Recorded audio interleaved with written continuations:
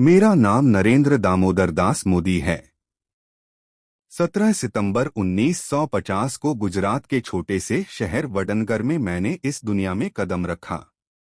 तब यह बॉम्बे राज्य का हिस्सा था।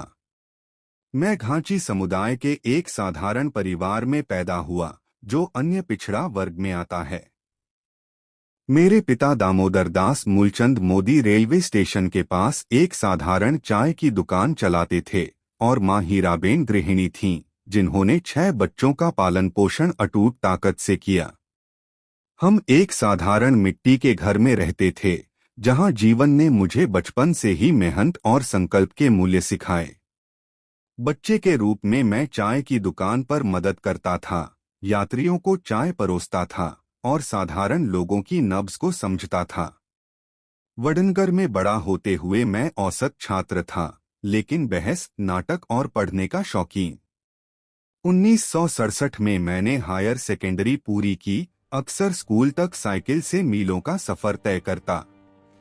स्वामी विवेकानंद की शिक्षाओं से प्रेरित होकर मैं साधारण जीवन से परे सपने देखता था।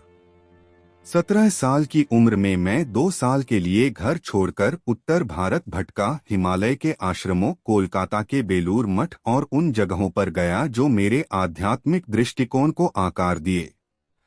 अहमदाबाद में चाचा की कैंटीन में काम करके खुद को संभाला। 1968 में जसोदाबेन से मेरा विवाह तय हुआ, लेकिन वह कभी पूरा नहीं हुआ। हम अलग रहे और मैंने सार्वजनिक सेवा का रास्ता चुना। घर लौटकर दिल्ली यूनिवर्सिटी से दूरस्थ शिक्षा से 1978 में राजनीति विज्ञान में बीए और 1983 में गुजरात यूनिवर्सिटी से एमए किया। इन वर्षों ने मुझे अनुशासन और राष्ट्रवाद की नींव दी। अक्टूबर 2001 में मैं गुजरात का मुख्यमंत्री बना, केशुभाई पटेल की जगह, भुज भूकंप जैसी चुनौतियों के बीच। 2002 में राजकोट उपचुनाव जीता और 2002, 2007, 2012 में मणिनगर से विधानसभा चुनाव जीते। मेरे कार्यकाल में गुजरात मॉडल पर फोकस, वाइब्रेंट गुजरात समिट से अरबों निवेश आए, कारोबार आसान हुआ, सड़कें पोर्ट बने, कृषि में चेक डैम और ज्योतिग्राम योजना से 24/7 बिजली। गुजरात की अर्थव्यवस्था दहाई अंक में बढ़ी, गरीबी घटी, ईज ऑफ डूइंग बिजनेस में टॉप। लेकिन 2002 में गोधरा ट्रेन अग्निकांड से दंगे हुए, 1000 से ज्यादा मौतें, ज्यादातर मुस्लिम।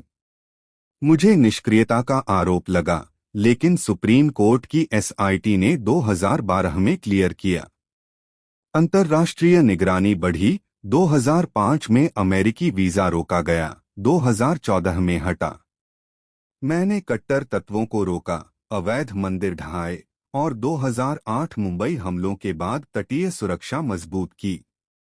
2014 तक गुजरात प्रगति का प्रतीक बना, हालांकि शिक्षा, पोषण जैसे सामाजिक संकेतकों पर आलोचना रही।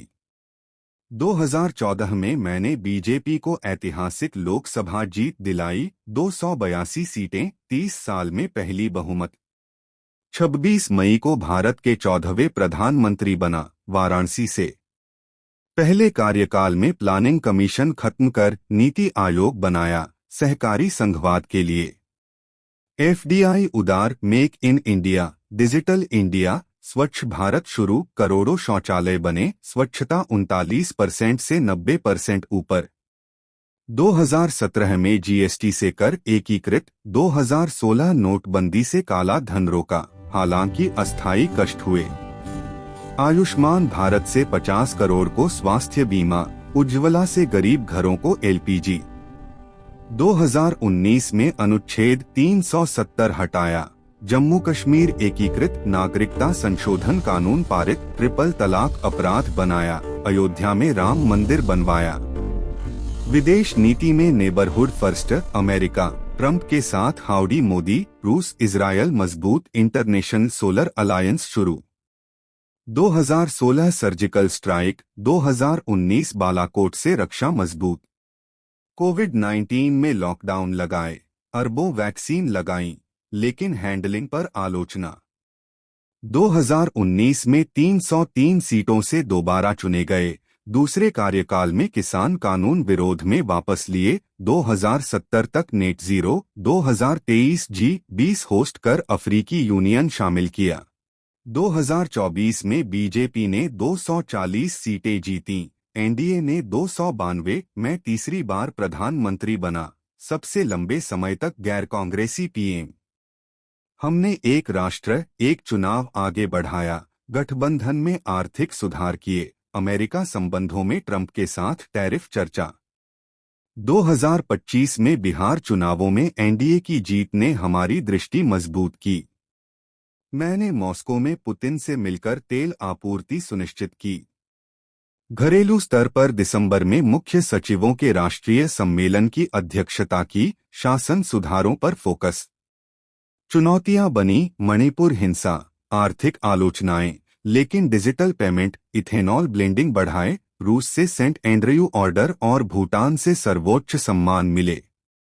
75 साल की उम्र में मैं विकसित भारत 2047 के लिए प्रतिबद्ध हूं, गरीबी उन्मूलन और वैश्विक कूटनीति से। चायवाले के बेटे से दुनिया की सबसे बड़ी लोकतंत्र का नेतृत्व करने तक मेरा जीवन भारत की संभावनाओं का प्रमाण है। विवादों और विजयों के बीच मेरा फोकस रहा सेवा, 1.4 अरब लोगों की। विकसित भारत की ओर बढ़ते हुए याद रखें, सबका साथ, सबका विकास, सबका विश्वास। जय हिंद। तो दोस्तों, आज के इस लेक्चर में बस इतना ही। मुझे उम्मीद है कि आपको यह जानकारी समझ में आई होगी और यह आपके लिए उपयोगी रही होगी। अगर आपको यह वीडियो अच्छा लगा हो तो इसे लाइक करें, अपने दोस्तों के साथ शेयर करें और किसी भी सवाल या सुझाव के लिए आप नीचे कमेंट जरूर करें। धन्यवाद दोस्तों। फिर मिलेंगे अगले वीडियो में।